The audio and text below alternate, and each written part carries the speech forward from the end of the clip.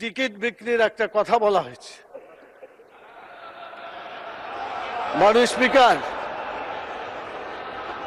একটু প্লিজ। কোরআন মাজিদে একটি আয়াতকে কেন্দ্র করে এটা ভুল বুঝাবুঝি হচ্ছে।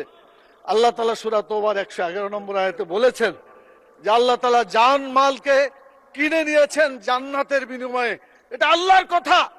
আপনি জানমাল দিবেন, বিক্রি করবেন, জান্নাতে যেতে পারবেন। জানমাল আল্লাহর পথে দিবেন না, আপনার কপালে জান্নাত হবে না। এটা আল্লাহর কথা, এটা মানুষের কথা না। আমি চ্যালেঞ্জ দিলাম, জামাত ইসলামের কোন নেতা বলেছে আমার কাছে যে জান্নাতের টিকিট আছে বিক্রি করছি?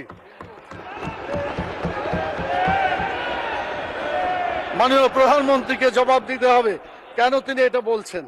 আমাদের ফখরুল ইসলাম সাহেব বলেছিলেন আমরা শরীয়তের আইন বিশ্বাস করি না, পরে অবশ্য আত্মসমর্পণ করে নির্বাচনের আগে বলেছেন শরীয়তের বিরুদ্ধে আমরা কোনো আইন আমরা পাশ করব না।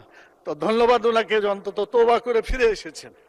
আমরা আল্লাহর আইন চাই, আপনারা আল্লাহর আইনের বিরোধিতা করবেন না বলেছেন। অতএব আসুন বাংলাদেশে মানুষের আইনের কবর রচনা করে কোরআনের আইন প্রতিষ্ঠা